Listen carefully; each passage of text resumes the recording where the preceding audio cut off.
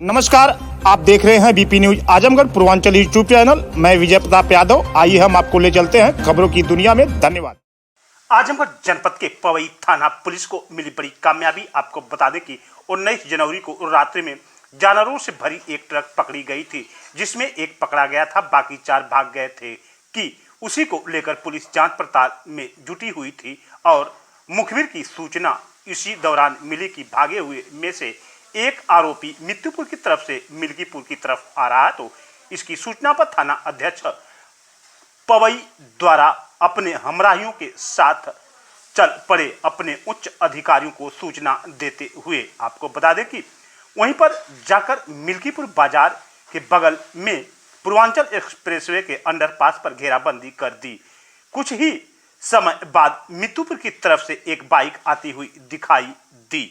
उसके बाद पुलिस ने उसे रोकना चाहा तो आगे बढ़कर वह पूर्वांचल एक्सप्रेसवे सर्विस लेन को पकड़कर अहरौला की तरफ भागा गया। पवई पुलिस भी पीछा कर रही थी कि गोखवल अंडरपास के पास पहुंचा था कि आगे से थानाध्यक्ष अहरौला अनिल कुमार सिंह भी आ गए।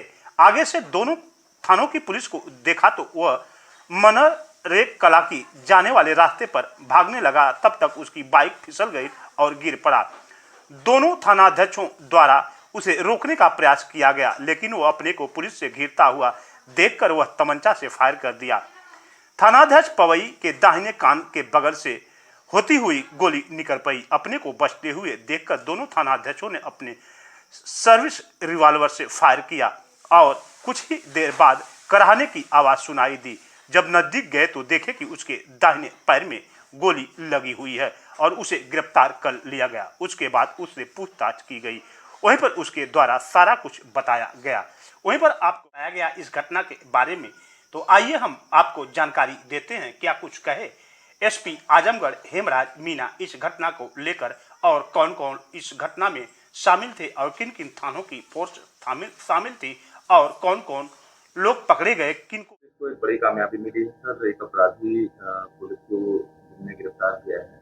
क्या है ये पूरा मामला? देखिए, कल रात्रि में एक सूचना मिली थी जिसमें जो पूर्वांचल एक्सप्रेस वे से ट्रक की सूचना मिली थी जिसमें प्रतिबंधित जो पशु है गौवंश उसको ले जाया जा रहा है। इसलिए हमारी जो टीम है थाना पवई की और थाना स्वाट टीम के द्वारा उसकी घेराबंदी की गई और ट्रक को रोकने का प्रयास किया। तो ट्रक में लखनऊ की तरफ से आ रहा था और काफ़ी दूर जाके उसको रोका गया चेक करके।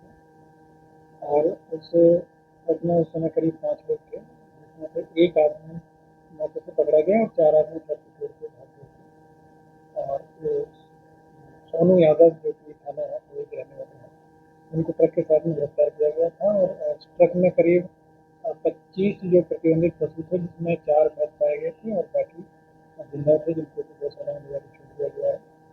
और इसमें जो अन्य जो लोगों का नाम प्रकाश में आया था उनमें से दिनेश कुमार निषाद हैं। इनकी सुबह जानकारी मिली थी कि मोटरसाइकिल से भाग रहे हैं।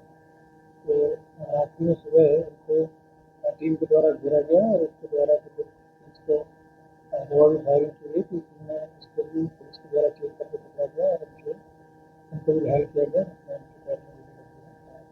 उनका इलाज किया जा रहा है। बाकी जो और जो 3 इसमें जो वांछित लोग हैं, सत्यप्रकाश पाल, सतीश गंगा और अतुल यादव, इनकी गिरफ्तारी के लिए जो हमारी टीम में लगी हुई है। ये लोग काफ़ी शातिर तरीके से जो आसपास में छुट्टा पशु होते थे या फिर किसी के घर के बाहर जो पशु बंधे रहते थे उनको रात में चोरी करते थे और चोरी करके एकदम अमानवीय तरीके से उसको ट्रक में भरते थे और ले जाके फिर उनको बेचते थे। और कल जो गाड़ी मिली थी उसमें 21 जिंदा मिले थे, 4 जो पशु है उनका चालक में मिले थे।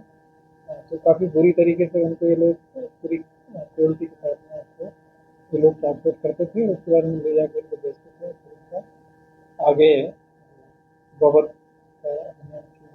कार्रवाई है उसका उल्लंघन करते हुए ये लोग गौवध करते थे। तो इस तरीके से काफ़ी बड़े लेवल पे इनके द्वारा गैंग संचालित किया जा रहा था। ये जो गैंग है जौनपुर, अम्बेडकर नगर, आजमगढ़, यहाँ सुल्तानपुर से पशुओं की चोरी करते थे।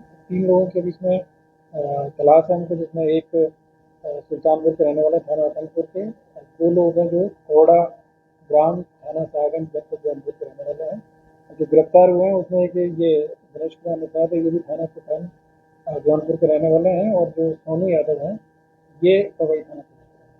सर इनका आपराधिक इतिहास भी रहा है क्या? दिनेश कुमार यादव है, उसके ऊपर पहले भी 3-4 जो गोबर योजना के मुकदमे हैं। इसके अलावा जो सोनू यादव है उनके ऊपर कोई अपराध नहीं था। बाकी जो 3 लोग हैं इनकी अभी जांच पड़ताल की जा रही है, इनके जो आपराधिक इतिहास है। सर आजमगढ़ पुलिस ऐसे लोगों जो गोवध कर रहे हैं या फिर पशु क्रूरता को लेकर के किस तरीके से काम करेगी सर? देखिए, लगातार हम लोग ये प्रयास करते हैं कि कहीं पे भी, क्योंकि ये एक तरह से पूरी तरीके से प्रतिबंधित है, तो कहीं पे भी यदि कोई इस तरह का अपराधी है, वो इस तरह की मानसिकता रखता है कि वो गोवध अधिनियम है उसका उल्लंघन करेगा, और गौवंश की जो तस्करी करेगा या फिर उसको काटने का काम करेगा, तो ऐसे लोगों के खिलाफ सख्त से सख्त कार्रवाई हम लोग करेंगे। साथ ही साथ इसमें ये भी है कि हमारा जो आजमगढ़ जो जनपद है वो पूर्वांचल एक्सप्रेस वे है उससे भी मिला हुआ है। इसके अलावा जो बनारस और गोरखपुर रोड है उससे भी हम लोगों का ऐसे कनेक्टिविटी है। तो यहाँ से जो दूसरे प्रदेश है वहाँ की तस्करी की संभावना बनी रहती है, और ये लोग इसको दूसरे प्रदेश में तस्करी के लिए ही ले जा रहे थे। तो हम लोगों का प्रयास है कि जो आसपास के जनपदों से भी हमारे यहाँ पे जो गाड़ियाँ निकलती है, इसके अलावा जो अन्य जनपदों से जो गाड़ियाँ आके और जो बिहार की तरफ जाती है, उन सब पे भी हम लोग लगातार निगरानी रखते हैं। और ये यही एक सूचना मिली थी, ये पूर्वांचल एक्सप्रेस वे का प्रयोग करके सीधा बिहार की तरफ इनको ले जाने का उनके प्लान है। तो इसी पे हम लोगों ने इसको ट्रैक किया है और